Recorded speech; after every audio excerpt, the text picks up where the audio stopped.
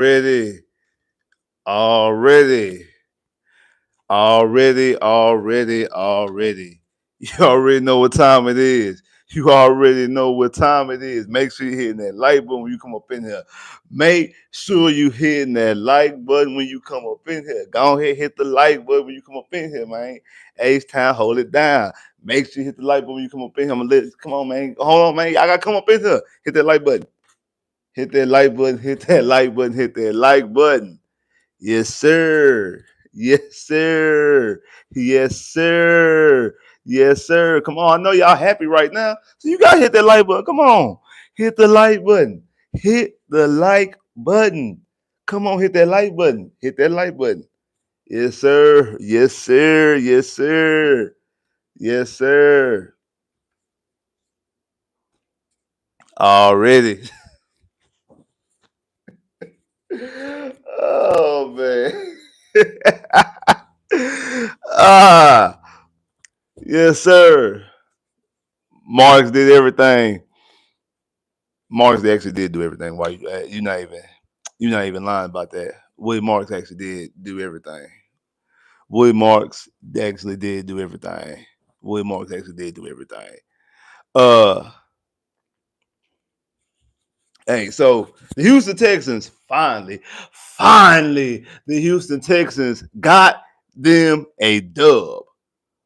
Finally, the Texans got them a dub. Finally, the Houston Texans got them a win versus the lonely Tennessee Titans. I told y'all this yesterday. I told y'all this last night that this was probably going to be the worst pairing of offenses that we seen up until this point. This is going to be the worst pairing of offenses that we've seen up until this point. I said that. I said this is going to be the worst pairing of offenses that we've seen up until this point. And even saying that, they didn't disappoint because it took all the way to 20 seconds in the third quarter. The last 20 seconds into the third quarter. So basically, the fourth quarter before you got any team to enter the red zone. It was so bad that what's his name? Ross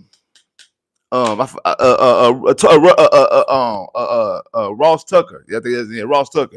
Ross Tucker and the lady that was calling the game with him. It was so bad that Ross Tucker and the lady that was calling the game with him that they're on red zone watch. They're like, we're 9 yards away from a red zone appearance. We're 20 yards away from a red zone appearance. Like that's how bad and anemic that this both offenses on both sides, both Houston and Tennessee offense was moving. That they were out here really in red zone watch. They were really out here in red zone watch. That's how bad these are. So don't get this mystery. Yes, the Texans put up 26 points and the Texans defeat Tennessee 26-0. Shut out Tennessee. Great. You're supposed to do that because I said that going into the season that I thought Tennessee and New Orleans were going to be the two teams competing for the number one draft pick. I thought that both of those teams were going to be the two teams that were going to be competing for the number one draft pick. Tennessee ain't disappointed. Tennessee is just that bad. And it took the Texans to the fourth quarter to actually seem enthused about playing football. It took them into the fourth quarter to actually look like they were ready to play football. It was 6-0 at halftime. And the first three quarters, the offense just looked horrible. So nothing's changed. I know they scored 26 points. I know that William Marks balled and we got Higgins with his first ever career touchdown. And I'm happy for that. But don't ignore in victory that you wouldn't in defeat. This offense still ain't it. And this offense, we got the Ravens next week, and we got Kansas City later on this year, and we got Buffalo later on this year, and we also got Indy twice this year, and we still got San Francisco in the 49ers in Seattle later on this year, and the Chargers later on this year. Don't let them beating the lonely Tennessee Titans, shutting them out in a impressive fourth quarter. Not really an impressive game, but an impressive fourth quarter. Don't let that fool you. I'm not going to sit up here and be like, man, we back. Woo, woo, we back. We scored 26 points. What you call it? Ball. I'm not about to do all that. I'm not about. To, I'm not about to. I'm not about to do all that. I'm not about to fall for the fool's gold. You ain't going. No. Y'all didn't did that to me one too many times, Houston Texans. Y'all didn't did that to me one too many off seasons. Got me hyped up for a season, and then when week 1, week 2 get here, I'm sitting up here starting off post games like this, looking into the space, trying to figure out what I'm doing with my fandom as being a Texan fan. Like, why did I attach myself to the Houston Texans? Like that. Hey, y'all want to know what I be thinking about when I be looking like that? I don't even be thinking about the game. I'm just sitting there looking like, why did I decide to be a Houston Texan? I'll be like, why did I decide to be a Houston Texan of all the other 31 teams, all 32 teams in the NFL? Why did I decide to be part of the Houston Texans? Why did I decide to be a Houston Texan fan? I could have went anywhere. I could have been a fan of any other team. Why did I decide to be a Houston Texans fan? That's what I be thinking about. That's literally what I be thinking about when I be. That's what be on my mind. I be wondering the decisions I made of being an actual Texan fan. I be like, why did I become a Texan fan? Why I become a Texas fan? That's what I be thinking about. And shout out to boy Chris for the super chat love. Definitely appreciate that. That was one of the worst games I've ever seen in my life. Shout out Chris for the super chat love. Definitely appreciate that. It's not though. It's not one of the worst. I've seen worse. I've seen worse from the Texans. Actually, I've seen worse from a Texans game. I'm trying to think. I've probably seen worse from a Texans Titans game. To be honest with you, I think I have seen a worse like game. I know I've seen the worst like Texans Jags game before. I feel like I've seen the worst. Actually, I think I've seen the worst Texans Indianapolis game before. Like that. That's definitely not the worst Tex. That's not even the worst Texan game I've seen. But it was a bad game. It was a bad game. I still think that that game earlier this year with Atlanta and Minnesota was a even worse and even more pathetic game. I mean, you got Jeffrey Simmons out there doing the JJ Watt selfie, selfie, what you call it, which has been over 10 years ago. Like Zach Menberger ain't played for Tennessee since like 2000. Yeah, because Zach Menberger was there before they drafted Mariota, and they drafted Mariota in 2016. They drafted Mariota with the second pick in the draft the year before we drafted Deshaun. So yeah, Mariota was drafted in the Mariota was drafted in the Mariota was drafted. Actually, wait, no, I take that back. Mariota was drafted in the 15 draft. He wasn't drafted in the 16 draft because the 16 draft was Jared Goff with Jared Goff and Carson Wentz. So yeah, so Mariota was drafted in the 2015 draft. So that Menberger is what 2014, the 2014 season. That's the 2014 season when Zach Menberger getting sacked by JJ Watt. Like Menberger ain't played with Houston, ain't played with Tennessee. I think since 2015 because you had Marcus Mariota then, and JJ ain't played with the Texans since 2020. We in 2025. Why are you doing the JJ Watt like selfie celebration? And you also doing it when both of y'all are 0-3. That's just lack of awareness by that's just lack of awareness by Jeffrey Simmons, just like it was lack of awareness by L'Jarius Sneed up here talking about who when it comes to being coy and trying to be funny, talking about who when it comes to Nico Collins when your team is 0-3 too, and then you all day today was out there just getting complete embarrassed and getting rocked all day today. Like everybody was crossing you up. I mean, Nico got a big play on you. What's his name? Kurt was able to sauce you up with a couple moves. Like you was out there just getting completely like beat all day long. Like you was out there getting beat all day long. You looked like you was out mismatched, out of coverage. You know what you're doing. You had a costly holding call that put us back in a field goal situation. Put us back in the field goal range on our first drive when y'all had a sack early on in the game that got negated. Like Jeffrey Simmons got a sack, got negated because of your holding penalty. If I'm not mistaken, I think that's the same play.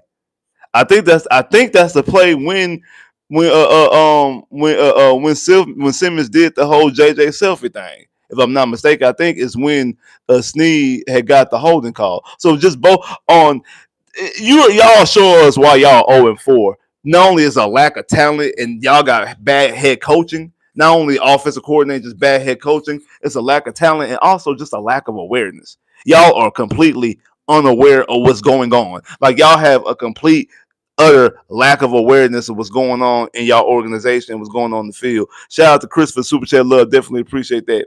Is this what he meant when by we close?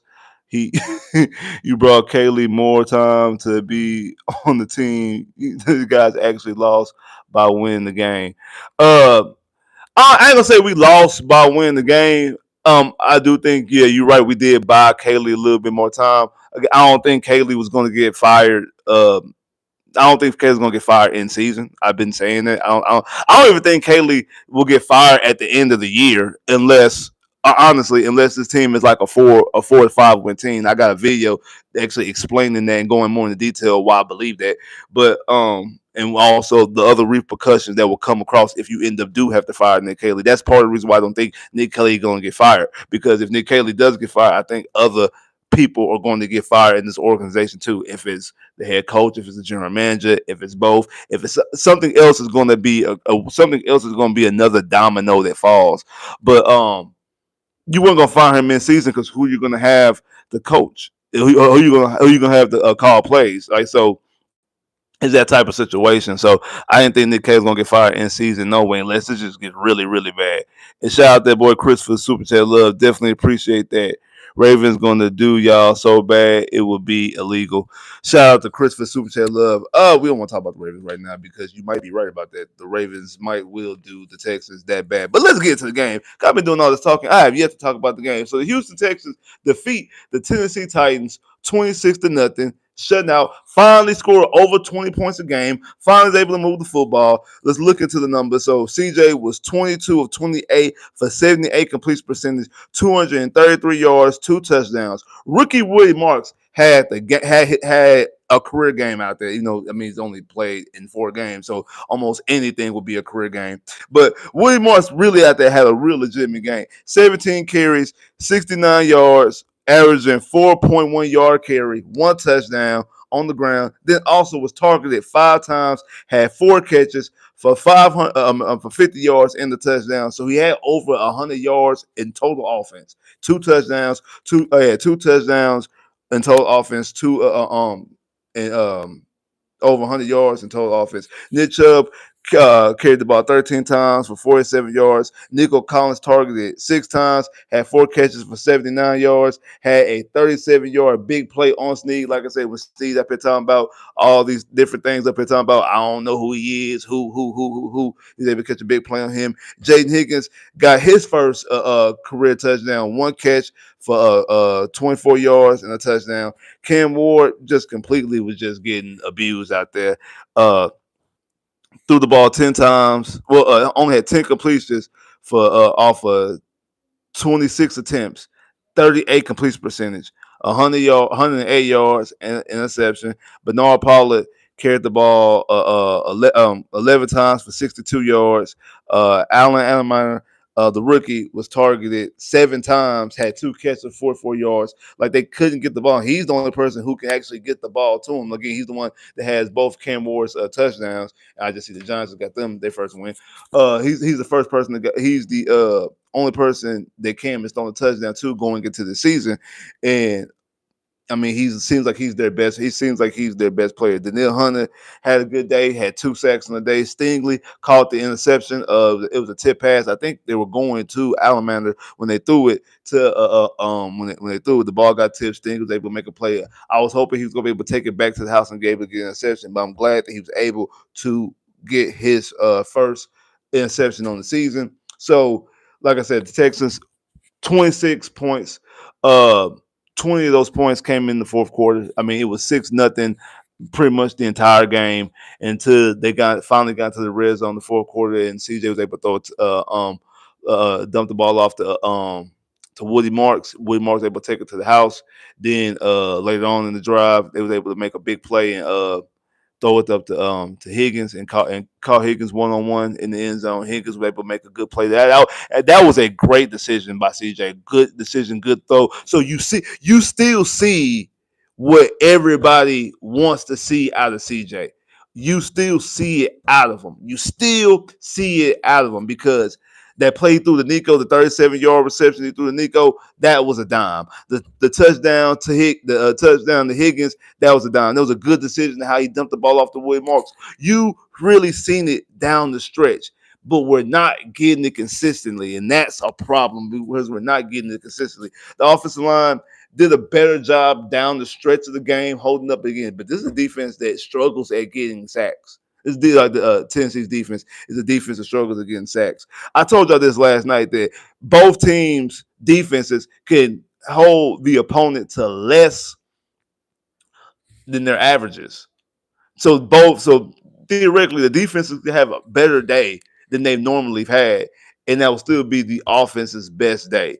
And it kind of holds a little bit true when it comes to the Texans and Tennessee because I mean, total offense, Texans had 22. Texans had I'm sorry, Texans total pass offense had 224 yards. Tennessee's defense averaged getting up 228 yards. Texans was able to rush for 129 yards. Tennessee normally allows 145 yards. Texas able to get 26 points, and Tennessee normally averages 31 points. So again, had the defense did a better job than they done according to their averages, and it was still the Texans' best day. And again, it took the Texans all the way to the fourth quarter to actually get something going. Now again in the fourth quarter, they did get something going. Their first touchdown drive, they started on their own 18, was 13 plays for 82 yards, with a touchdown, and they was able to take up 7 minutes and 51 seconds off the clock. Their next drive, the very next drive, they started on the opponent's 44. That was after the interception, if I'm not mistaken. That was after the interception, I'm not mistaken. Uh, um, 6 play drive, 44 yards, touchdown. Only had the ball for 3 minutes and 12 seconds. And then the last drive, it was after Tennessee went for it on fourth down and couldn't convert. Uh, the Texans get the football on their 31, on Tennessee's 31, 4-play drive, 31 yards, a touchdown. Drive only lasted a minute and 57 seconds. So those were the last three plays, the last 3 drives of the Texans outside of the drive where they was just trying to run out the clock within the 2-minute warning. So the last real possession. So that's how the Texans started. That's how the Texans got their touchdowns, their 3 touchdowns. Again, now that first drive kind of started some in the fourth quarter because, like I said, it took the Texans to 20 seconds in the third quarter to get to the red zone. So that 13-play 82-yard drive, it lasted 7 minutes. That happened mostly in the third quarter, then bled over to the fourth quarter. Then the last 2 drives actually were completely obviously in the fourth quarter. So you still seeing that progression and that experience. You've seen the offense starting in front of you unfold. But that does not change that this offense wasn't playing like hot butter garbage the first 3 quarters, though. Like for the first 2 quarters and I say 10 minutes, this offense was playing like hot butter garbage. Nick Haley once again out there just calling plays just to be calling plays. He's not setting anything up. He's not utilizing. He just started utilizing Woody Marks into the end, like into this sequence right here. This is the sequence where he started to realize and start using Woody Marks. And when you start using Woody Marks looks like a player. Like Woody Marks looks like a player. I don't know if Woody Marks can be a full-time running back because he looks like a guy that he's a guy that you probably have to use. He needs to get touches. Again, 17 carries, 69 yards, averaging 41 yards a attempt, 5 targets, 4 catches, 50 yards, and end up getting a both rushing and a passing touchdown. But this is also against Tennessee, one of the worst defense, bro. This defense, points per game is 30th. Uh, total defense is 27th. Passing defense 22nd. Run defense 29th. It's not a good defense. Like this defense of Tennessee is bad and putrid, and the Texans are actually lucky that the offense is just as bad and just as putrid as the Texans offense is, or else this would have been a different game. This would have been a different game. That's why I say do not ignore in victory that you wouldn't defeat. Just like I'm not going to ignore more people than jumped up in here, but the lights ain't going up. Make sure you're hitting that like button. More people than jumped up in here, but the lights ain't going up. Make sure you're hitting that like button. Come on now, make sure you hit the like button. We just got a dub because we just got a win. So we should be somewhat happy that we're not 0-4. That we're not 0-4, that we're 0 not 0-3. We're not 0-4, we're now 1-3. Again, it's not the start that we want, not the start that we was hoping to get. Uh there are still some games later on that you can get and flip and get yourself into uh back into 500 and back to a 500 range. And then once you get there, then it's okay. Now we just got to start. We just got to start stacking up some more wins, stacking up some more wins, stacking up some more wins to get above 500 and get back into this divisional race. Because I don't even know. I think Indy's playing right now. I think the Indy game is just starting. So I don't know what Indy's doing. I don't know. Indy has the Rams, so there's a strong chance that the Indy will be 3-1 and not 4-0. So so the Texans needed this game to get back into the winning column. Obviously, the Texans need this game to get back in situation because we we need this game. We absolutely need this game, and we need to go out there and get the win. We did. We got the win. We did what we were supposed to do, and we did beat them by double digits because that's something that Chris was talking about yesterday. Like if y'all don't beat them by 30 points, y'all not gonna feel good. And even after Woody Marks scored his touchdown and it was 12-0, I'm like, yeah, we're gonna win this game. Like we're going to win this game. While it was still 6-0, all it took is one bad play and you can still lose this game. Once the Texans scored that touchdown and it was 12-0, they missed 2-point conversion. I knew it was cemented that the Texans were gonna win this game. All right, cool, the Texans gonna win this game. But this is not a performance that we can feel happy about. Luckily, that the Texans were able to put up 2 more touchdowns and the Higgins touchdown, and then Willie Morris got his second touchdown. So luckily they were able to put up 3. This is their first 3 touchdown performance. First time they scored over 20 points. First time they got to 20 points, not over. First time they got to 20 points in a game this season because they previous was 9, 19, and 10. That's what they scoring. That was what they scoring their first 3 previous games. 9 against the Rams, 19 against Tampa Bay, and then last week was 10. So this is your first time ever getting to 20 points, let alone getting over 20 points. So they was able to get 20 points. They were able to get 3 touchdowns in the game, 3 offensive touchdowns in the game. CJ was able to throw 2 touchdowns, his first multi-touchdown game of the season. And both rookies were able to get into the end zone, and Woody Marks and Higgins waiting on Noel to get in the end zone. Still also waiting on X, who's been in the NFL for 3 years now, waiting for him to get his first career touchdown as well. So we were waiting to see these guys get on the board. And so we were happy that they were able to get on the board. We're happy they would put points on the board. But it still wasn't a all the way around impressive performance. Let's just be honest. Because now, if they would have scored these points early on in the game and just go out there and just straight smack Tennessee like they should have, then it'd be different. But the game started off kind of rocking because Tennessee started moving the football early in the game. Like Tennessee in the first quarter, the first drive, Tennessee moved the football and got I thought almost to the red zone. They almost got to the red zone, but we was able to keep them out getting into the red zone. But they were moving the football quite early on the game. They were moving the football quite a bit early on in the game. Well, at least like I said in the first drive. So it was like, here we go, here we go, here we go, here we go, here we go, here we go. And then the Texans offense go out there and immediately go out there and almost get a 3. Now end up getting on 4th down, go for it on 4th down, converting 4th down. But it's like,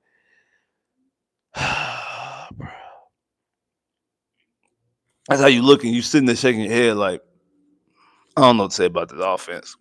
I don't know what to say about the offense. I don't know what to say about this whole Nick Caley hire. Like it's just not good. Hey, shout out to that boy Chris for the super chat. Love, definitely appreciate that. He said Indy and the Rams are both tied at 3. Uh, yeah, just shaking your head at the game. Like I don't know what to say about this offense. Like I said this on Twitter. I think that D'Amico Ryans and Nick Casario, whoever, it don't matter. They completely ruined this offense with this Nick Caley hire, and potentially have ruined this season. Potentially. Now it's still early on, especially with the Texans getting the win today.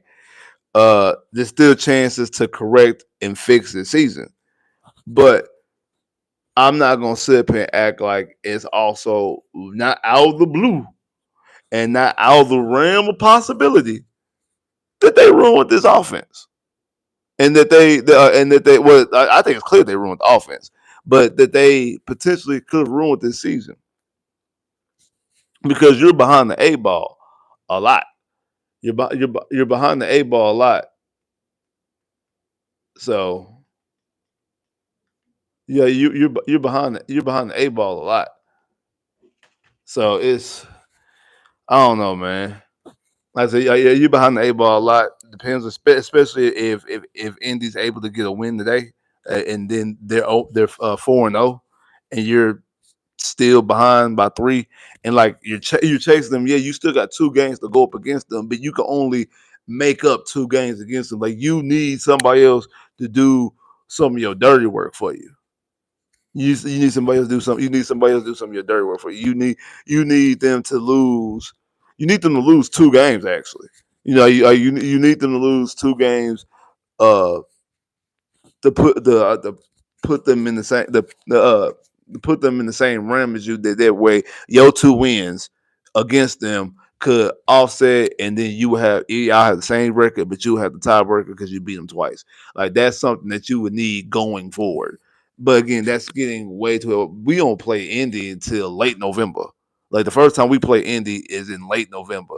We got we got all of October because next month is October. You got all of October, and you also got pretty much like I said, all of November. We got a bye week after next week. Like so, we got the Ravens next week, and then we got a bye week. Uh, so you have a while before you even see Indy. So worry about what Indy's doing is the furthest thing from your mind. The thing right now is to try to get this offense going because yes, like I said, those last 3 drives were impressive as far as 13 plays, 82 yards and a touchdown, 6 plays, 44 yards and a touchdown, 4 plays, 31 yards and a touchdown. The most impressive thing is that they all ended in touchdowns. They all ended with touch and pay there. They all ended with sevens on the board. But it was against Tennessee that has one of the worst defenses in the NFL and a rookie quarterback that has one of the worst offenses in the NFL. Only worse offense from the numbers is yours. And you probably would say it's yours because at least like they have an excuse. They have a rookie quarterback, and they really don't have too much talent. You have a quarterback in this 3rd year, and you also have a Pro Bowl receiver in Nico Collins. So you got a Pro Bowl quarterback and a Pro Bowl receiver, and you can't do anything on your own on the offensive side of the football. So in that standpoint, your offense does seem like it's probably worse because it should be better. But from a talent standpoint, it's definitely. I mean, their offense is obviously worse from a talent standpoint because they don't have a talent. They're talent deficient. They're lacking of talent in their offense. So because they can't move the football, the defense is worse than that. Like their defense is clearly worse than yours. So you should have more opportunities. You should have been able to move the football more efficiently and more fluently. Yeah, CJ was 22 or 28 for 78 completion percentage. And again, early on in the game, CJ was like 10 or 10, like 10 attempts, 10 completions, and like with 100%. But it didn't matter. Like that completion percentage didn't really matter. Yeah, he was efficient, but they wasn't throwing the football down the field. Like they wasn't targeting downfield. And like I said, Nick Caley just doesn't. I don't understand what his offensive game plan is. I don't understand what he's doing. Like I said, he's out there just XYZ cross, flip, throw it back. Zone run 94-28.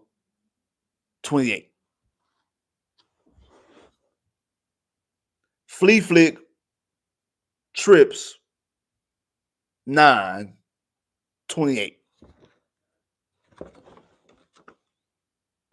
Half run zone 38. Like that's what he's doing. He's just out there just calling stuff, just be calling stuff. Like he's not setting anything up. He's not setting up the pass for the run. He's not setting up the pass by running the football to set up the pass. He's not setting up the pass with run the football. He's not running the football to set up the pass. He's not doing any of those things. Nothing is building on top of each other for something that we could call back to and we could go back to later on to go hit him over the head with. He's not doing none of that. So I still watch this offense. Like I said yesterday, why everything with this offense gotta be so hard? Why everything with this offense gotta be so clunky? Why everything with this offense gotta be so tough? Why everything with this offense just gotta be so, it's like pulling teeth to even get to going. Like everything is going on. It's like so hard. Now again, at the end of the game, those last three drives, the offense did move. At the end of the game, those offensive drives start moving, and you start to see something. So, have they found a rhythm? Have they actually found some niches? I think they have with Woody Marks. I think they found something with Woody Marks and Woody Marks and shout out to Ross Tucker. Ross Tucker actually mentioned this in the game.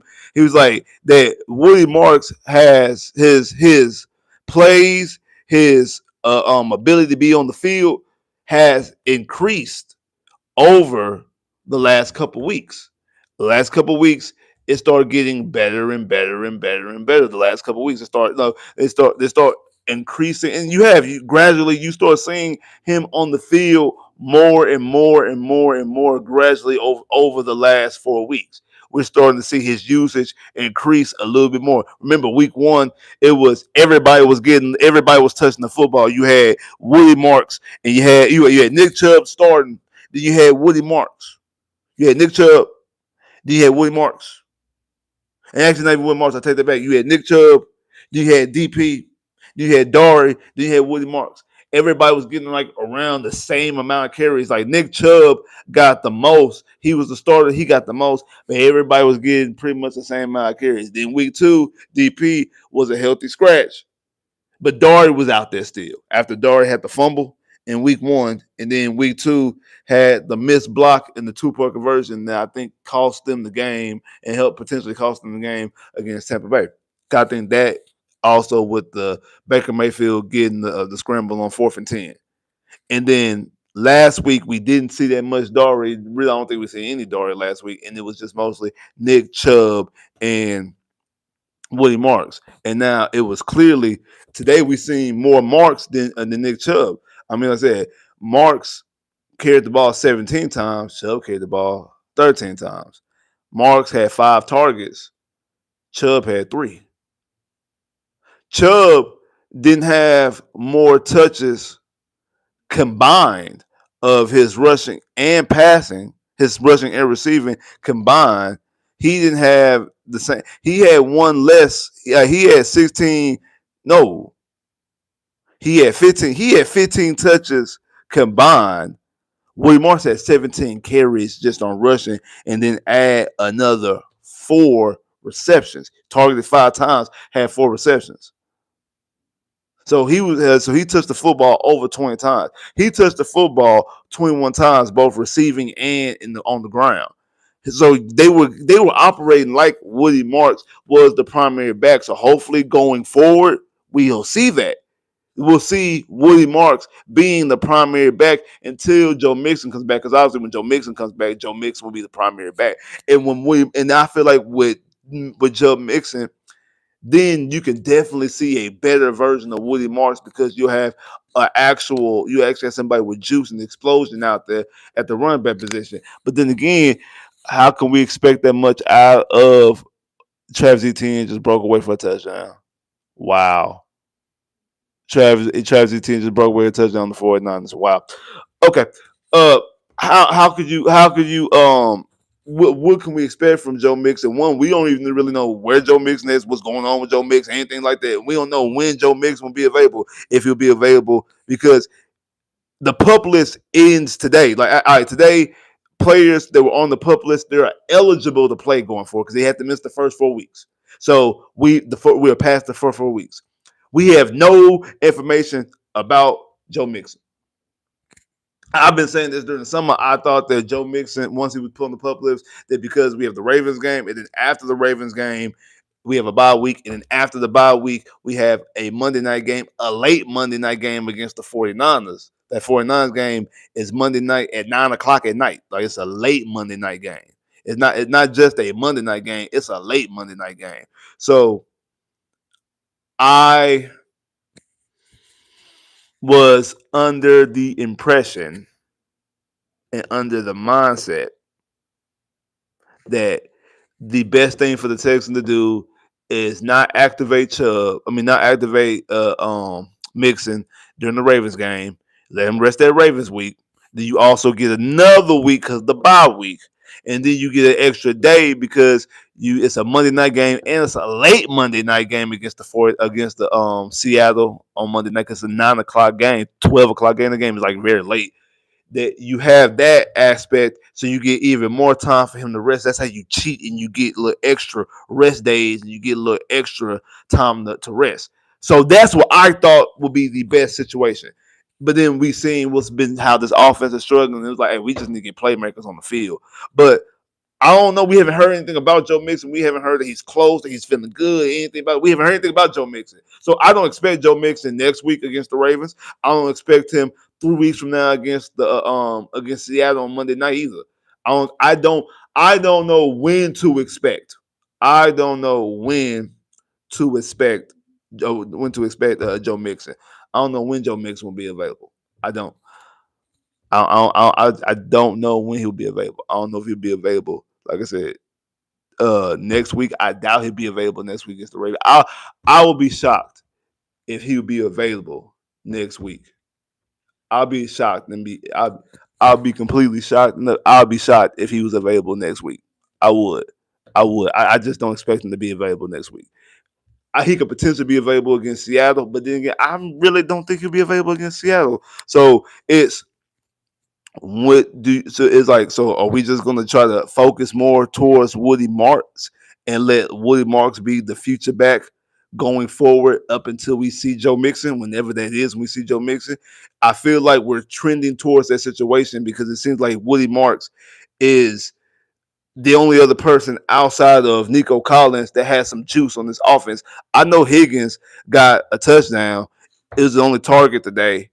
And like, Tennessee doesn't have any playmakers outside of Jeffrey Simmons on their defense. I know people was hyped about their secondary. People was hyped about Snead 2 years ago or last summer when they brought him in. Legere Snead is terrible.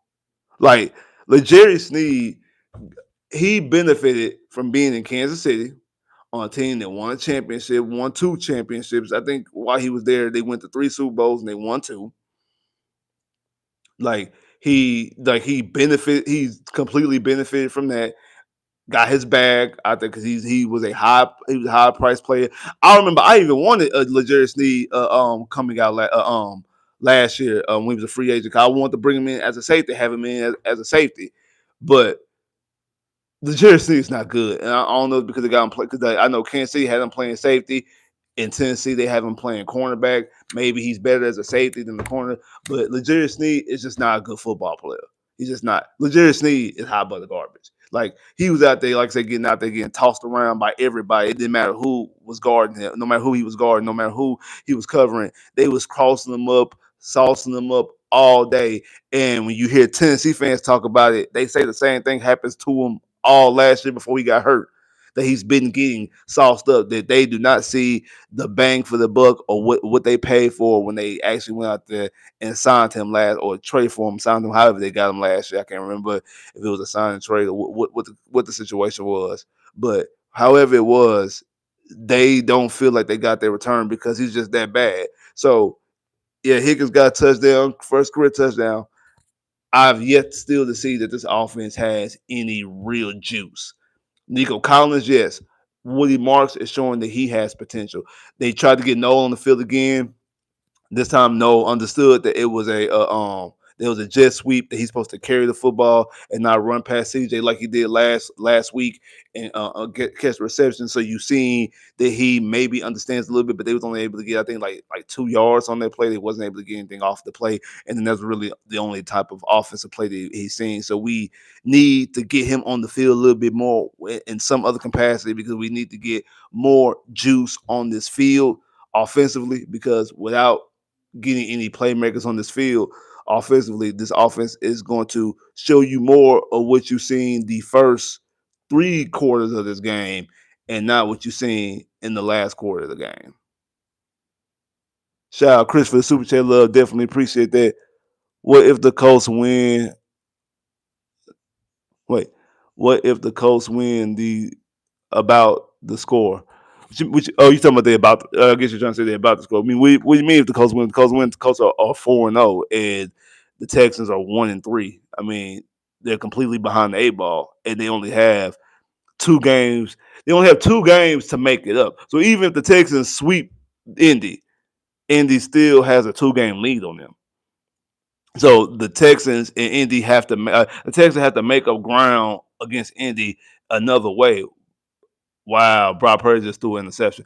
They have to make up ground another way. Another way for them to make up ground. The only way for them to make up ground is that Indy loses other games. And Indy, I don't remember. Is Indy was Indy the 3rd team in the division last year or the 2nd team? Because obviously the Texans won the division. I don't remember what Indy or Jacksonville record was. I don't remember. I know Tennessee, obviously, because they're the number 1 pick in the draft, so Tennessee was the last team in the division. I don't remember if Jacksonville was 2nd place or 3rd place. I don't remember.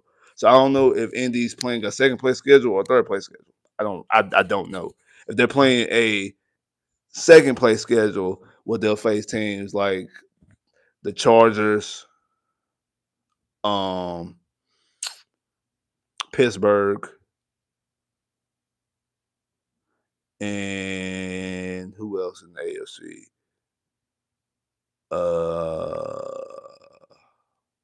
The Dolphins?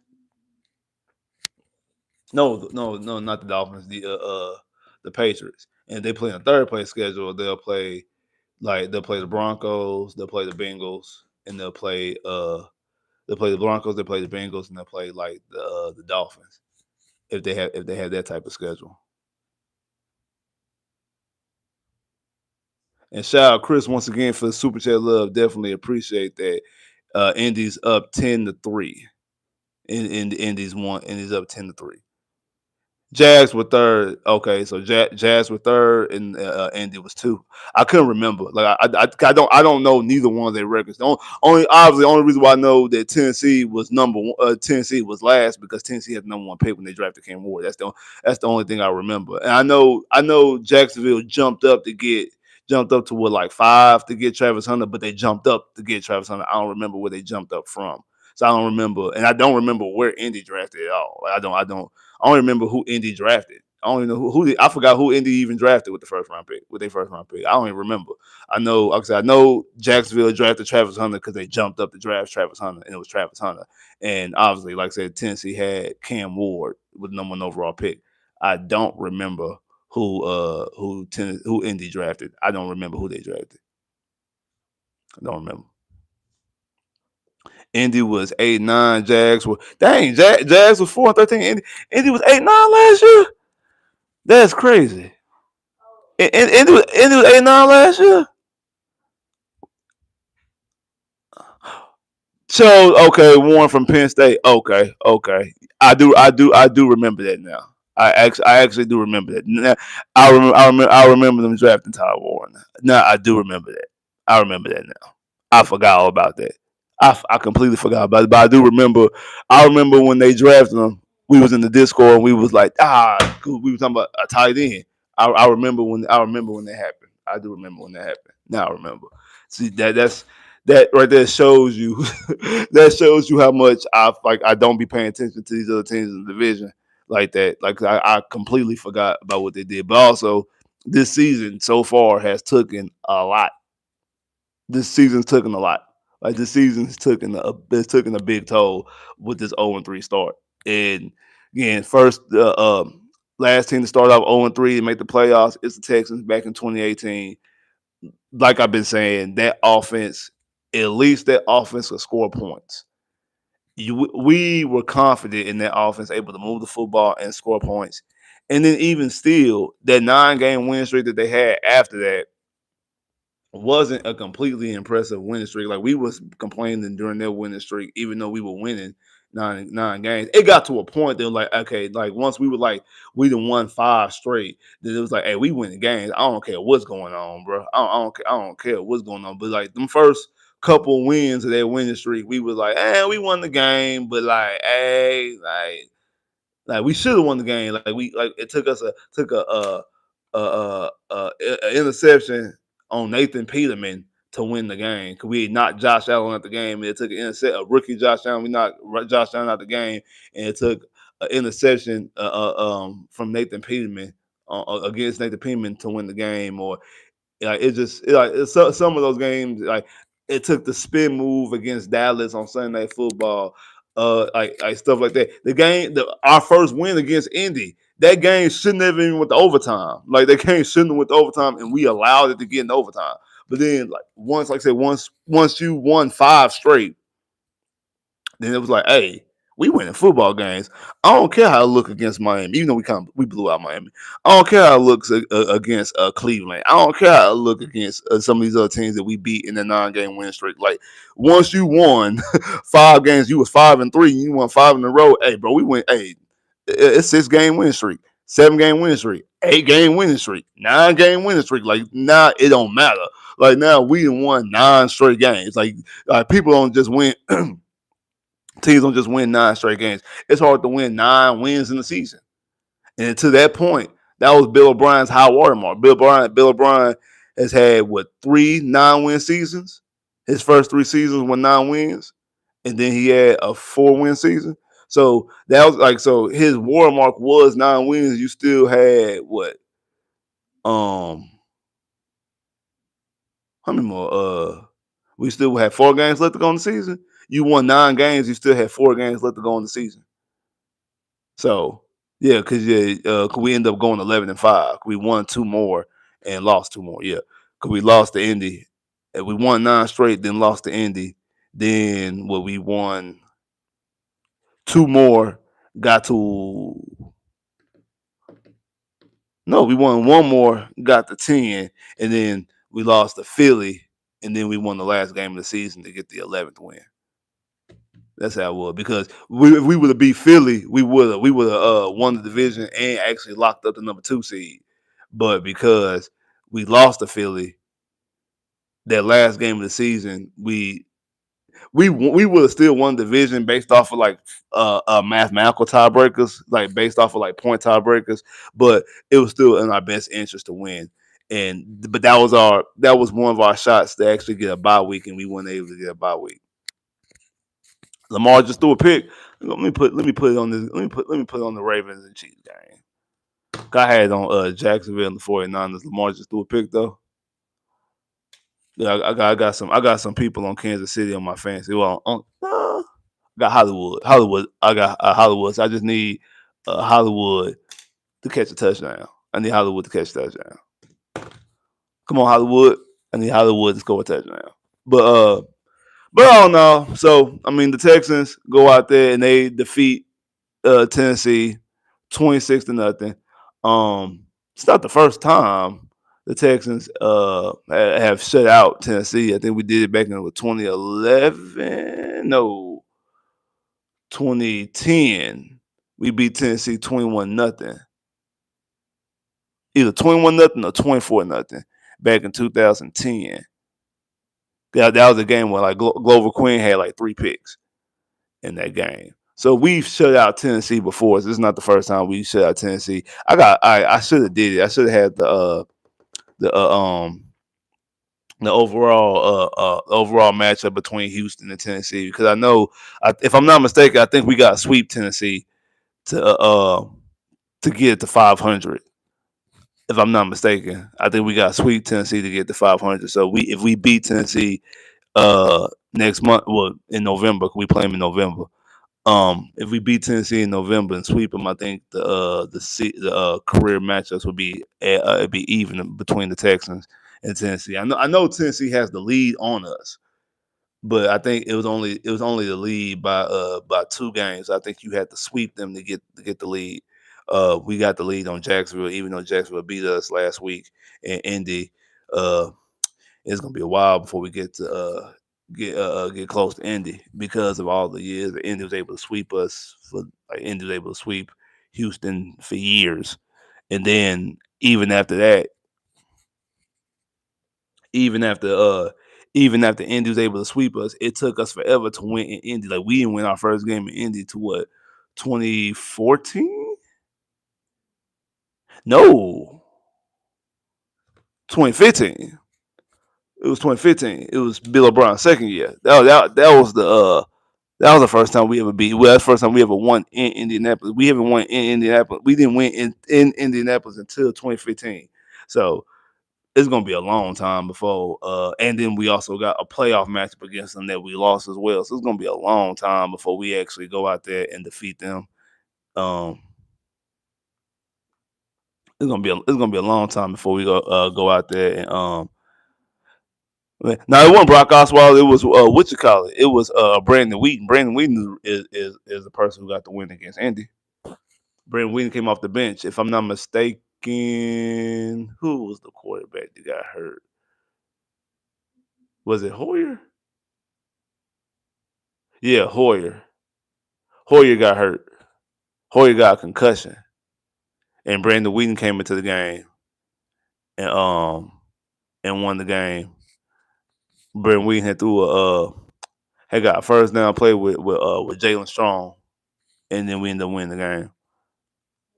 The year before, Ryan Fitzpatrick broke his leg at Indy, and then Tom Savage came in, and then Tom Savage tore his ACL, and we sitting up there like carrying, like Tom Savage complete the pass, and like Arian Foster and I think Dwayne Brown was carrying Tom Savage to the next, like carrying them to like the like to the football, and then Tom Savage ended up throwing an interception on that drive. I don't blame Tom Savage on that. I mean, he was out there playing with a torn ACL. Like, he couldn't even move his leg. Like I said, they had to carry him because we had lost our starting quarterback in the first quarter, and then we out there playing with Tom Savage. And I think Tom Savage was a rookie, if I'm not mistaken. I think Tom Savage was a rookie in that game too. I think that was Tom Savage rookie year. Yeah, 2014. It would be Tom Savage rookie year. But so like I said, the Texans defeat Tennessee 26-0. Got their first win of the season. CJ finally throws for over 220 yards, finally has 2 touchdowns. Woody Marks has his first career touchdown, both rushing and receiving. Jaden Higgins has his first career touchdown. Stingley has his first interception of the season. Daniil Hunter has his first multi-sack game of the season. So, like, Will has 3 sacks. I think Daniil Hunter now has 4 sacks on the season. Like I said, the Texans was able to go out there and make a rookie offense look even more rookyish, and just look even more putrid, and just look even more trash, and just look bad all the way around. Nico went out there, had 4 catches, had a big play when you needed it on L'Jarius Sneed, shutting Sneed up with a 37-yard reception of one of the biggest plays of the game. If it might end up being the biggest play of the game, honestly. Like I said, the takeaways, I think that they found something with Woody Marks, and Woody Marks needs to get the football more. He needs more playing time. He needs to get the football a little bit more. Both receiver. Like I said, 17 carries, 69 yards, averaging 4.1 yard per carry, targeted 5 times, 4 catches, 50 yards, has a rushing touchdown and a receiving touchdown. We're seeing some splashes in him, and I do think that him and Nico, as of right now, are your two best playmakers on offense. Your two best like splashy players on offense. Your two guys that you can get the football in their hands and they can make moves and they can do stuff with. Because anytime, and we were saying this with Willie Morris because I think he had like a 30-some yard reception against Tampa Bay. And you put the football in Willie Marks' hands, and Willie Marks able to do something. Can Willie Marks be a full-time carry back? I don't know, but if the Texans could utilize him like how the Lions do Jahmyr Gibbs, how they have both Jahmyr Gibbs and also have Montgomery. So if you can get you another running back that you can use like Montgomery and you can use Willie Marks like Jahmyr Gibbs, that's something good. But my thing is, somebody like Nick Caley is taking Nick Caley to week 4 to figure these things out. These are things that you're supposed to figure out during the offseason. These are things you're supposed to figure out during training camp. These are things you're supposed to figure out during preseason. You shouldn't be week 1 out here giving the football to DP and Dari when you had Chubb and Woody Marks. You shouldn't have been doing that. It shouldn't have took you to week 4 to do that. It shouldn't take you to week 4 to figure this out. This is not something that should take you to week 4 to figure out. You should have figured this out a long time ago. This is something you should have figured out a month and a half ago. You should have went into the season with this already as your game plan. We shouldn't be week 4 trying to figure it out because you know why? Waiting to week 4 does this too. That's why it takes you to week 4 to get your first win. That's why it takes you to week 4 to get more than 2 touchdowns in the game. That's why it takes you to week 4 to score over 20 points. That's why it takes you to week 4 that your quarterback throws for over 220 yards. That's why it takes you to week 4 to do that.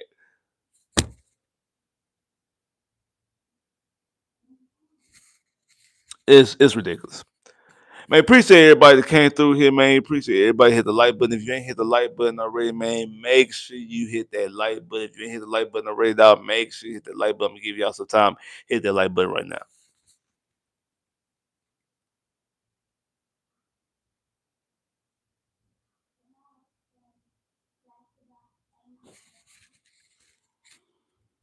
Like I said, man, appreciate everybody that came through here, man. If you ain't hit the like button already, man, hit that like button. I'm gonna give you a chance one more time to hit that like button. If you hit the like button, go ahead, hit the like button right now.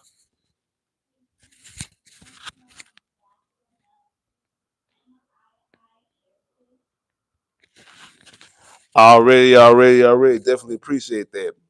Like I told everybody yesterday in the live, I don't know if y'all guys, because y'all might not have been in the live yesterday.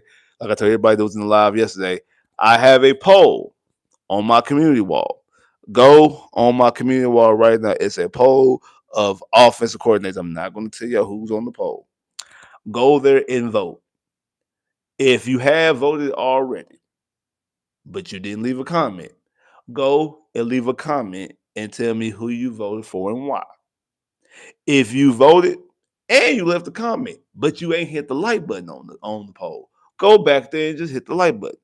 If you've done all three, cool. If you haven't done any of them, go back and do the one you ain't did. And if you haven't voted, it don't matter who got the most. I don't care if somebody got 75% and somebody got 2%. If the person who you want has 2%, still vote. Don't be like, well, I ain't gonna vote because the person I want ain't got a person who I think is the best choice for offensive coordinator ain't what you call this. I'm not gonna do that. No, vote. It don't matter who got what percentage. Vote. And then also go and comment and tell me who you voted for and why you voted for that person. Because I'm going to do a video on these specific targets. I want as much data as I possibly can from y'all. I want y'all input. I really do. I want y'all input. So it doesn't matter who has the most. It doesn't matter who has the least. If you have an idea and you have an input, vote for who you want because there's going to be a reason. Even though, hey, somebody might only have 2%. There's going to be, so I want you to go out there and vote for who. It don't matter. Go out there and vote. And also comment. I want to know your input. I want to know who you picked and why you picked. Because again, I'm going to use that input in said video. I'm going to acknowledge what y'all want and who y'all want and why y'all want them, because they know how to run the football well. They know how to set up offensive alignment. They know how to scheme up the pass. They know how to get the ball to their best playmakers' hands. They can win championships. Wherever it is, wherever you feel like that person's very innovative and creative and can do all these fun and funky things. Whatever you feel, I'm going to utilize the information that y'all are giving me. So when I do the video on the offensive coordinate targets, because let's be frank, I don't care if we score 26 points. I don't care what this offense does going forward. We do need to get an offensive coordinator. We need to get a guy with experience. We need someone with experience. And I'm going to still put that out there about getting somebody with experience and what we're going to do with experience. And I want to know your input. I want to know how y'all feel and what y'all feel about it. So go ahead, put that out there. Comment, go vote, comment, and also like. So when the video comes out, you'll be like, I said that. That's what yeah, he did read the comment. Yeah, that. I want y'all to be involved. I want y'all to be involved. So go out there and vote and be involved. Man, shout out to everybody that came through here. Definitely appreciate y'all coming through. Like I said, if you ain't hit the like button already, man, make sure you hit the like button. If you send the super chat, thank you. I definitely appreciate y'all hitting that super chat. Y'all don't understand. Y'all don't know how much that means every time y'all hit the super chat. I definitely appreciate that. Definitely appreciate y'all hitting that super chat. Love, definitely appreciate that. So much, y'all. So y'all don't understand how much that really how much that means when y'all hit that super chat. Love, definitely appreciate that. Texans defeat Texans go out there and they defeat Tennessee 26-0, got their first win of the season. And Friday, we're gonna preview the game against the Baltimore Ravens. We're gonna preview the game against the Baltimore Ravens. somebody just commented. Somebody had to just be watching because you just commented. You just comment who you voted for. Again, I'm not because I don't want people. I'm let people see who voted. But I seen you just commented because you commented a coach name who you wanted. Appreciate you there, bro. Appreciate you listening and going back and comment. Definitely appreciate that, bro. Definitely appreciate that. But we'll see, or we'll preview on Friday who will win, who will lose, why they will win, why they will lose. I'm not looking forward. I ain't gonna lie to you, I ain't looking forward to the game. Even though the Ravens are struggling, especially defensively. This might actually be the year the Texans go out there and get the win against the Ravens. Because this Raven defense is not good. This Raven defense ain't good. The Raven defense ain't good at all. Like, not whatsoever. This Ravens defense. Because to be honest, this Kansas City offense ain't good. Like, this KC offense ain't good. And KC, I understand it's Patrick Mahomes. Like, Kansas City offense, I've seen this Kansas City offense with like 3 games. This offense ain't good.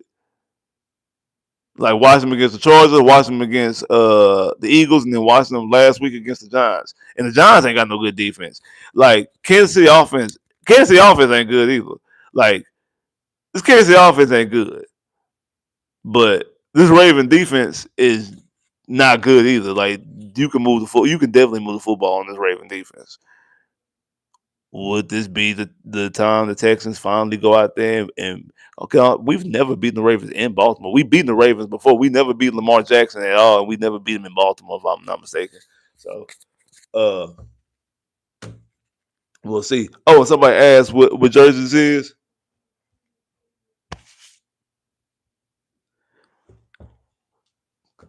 H-Town Blue CJ Stroud jersey. Somebody asked what kind of jersey it was. What's up, Broderick? You're late. Yo, you're late, Broderick. I know, Broderick. I know you're happy. With the win. now the Texans going to the Super Bowl now because they got a win against Tennessee. So I know you're extremely happy, Broderick. Broderick, I know you're extremely happy, Broderick. I know you're extremely happy. Again, not going to ignore in victory while winning in defeat. This offense is still clunky, even though the last three drives shown something, and I think you've seen something out of Woody Marks. This offense still has a lot left to be desired, and I still think that they have to make a change and need to make a change on the offensive coordinator side of the football. Well, as far as the offensive coordinator, because you're going to potentially ruin this offense, ruin this season with this Nick Caley hire. Like, subscribe if you haven't, comment below if you haven't, click that bell, get more videos. I holla.